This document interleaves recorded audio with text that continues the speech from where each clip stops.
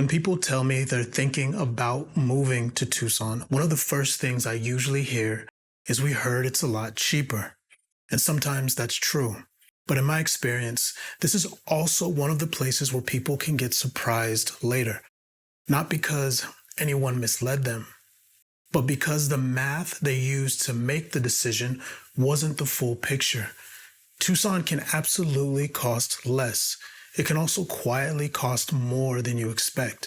The difference usually isn't the purchase price, it's how you calculate the move. And for families relocating here, this is where I've seen people either make a really smart decision or a very expensive one. I'm not here to tell you Tucson is cheaper or expensive. From what I've seen, it can be both. What matters is how the city actually behaves once you live here. Over the years, most regret I've seen hasn't come from paying too much for the house. It comes from misunderstanding what daily life costs after the move.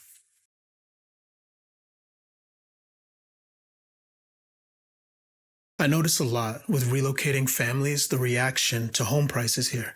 Compared to parts of California, Illinois, Washington, Colorado, Tucson can look very affordable.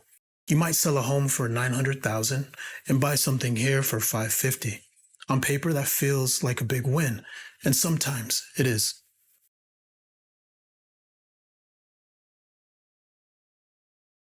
But from what I've seen, the part that people don't always think through is how the location they choose changes daily life.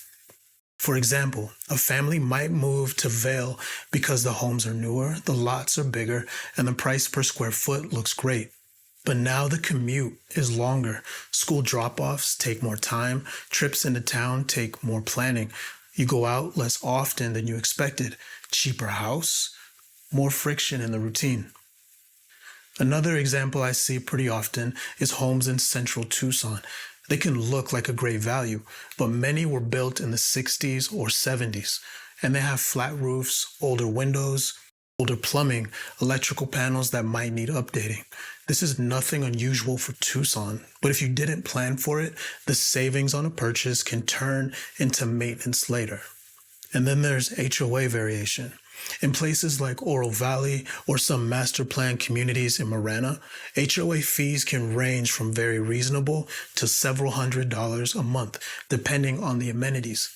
That doesn't mean that it's bad. It just changes what your life actually costs. The next thing that surprises a lot of families is utilities. Summers here aren't just warm, it's extreme. Air conditioning isn't optional, it's part of how the house functions.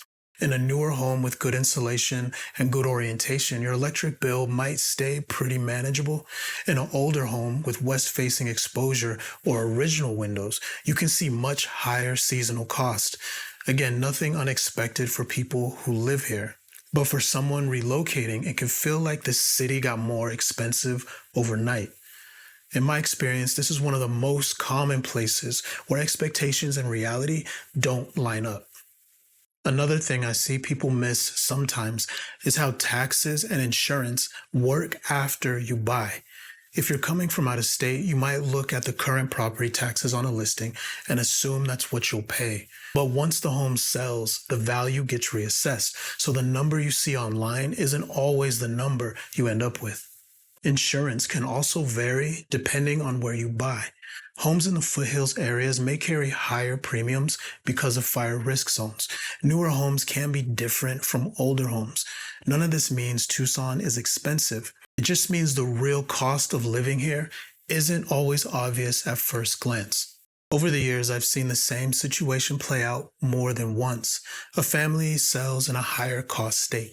They move here, they buy a house for less than they sold. And at first, it feels like a big financial win. But they move further out for the space. They underestimate summer utilities. They budget based on old tax numbers. They pick a neighborhood with higher amenities and higher HOA. 6 months later, their monthly expenses aren't much different than before. Not because Tucson is expensive, but because the assumptions they made were incomplete. And that's when the move starts to feel less like an upgrade and more like a sideways move. When families ask me how to think about the costs of Tucson, I usually suggest a simple way to look at it. Don't ask, Is it cheaper? Ask, what will my life cost here? And there are really two parts: the acquisition cost, what you pay to buy the home, and operating costs, what it takes to live here every month. Utilities, insurance, taxes, maintenance, commute, lifestyle changes. From what I've seen, Tucson often wins on purchase price, but operating costs depends a lot on the choices you make. Because the most expensive mistake usually isn't overpaying for the house, it's building your life around a number that wasn't accurate. I've seen families save a lot of money by relocating here. I've also seen families recreate almost the same cost structure in a different zip code. Neither one is wrong, but only one is intentional. Once you've run the real numbers, the next question is where in Tucson you actually land, because that single choice changes your commute, your utility bills, your social life, and daily routine more than almost anything else. That's what I would look at next. Tucson can be cheaper, but only if you understand how it really works. Thanks for watching.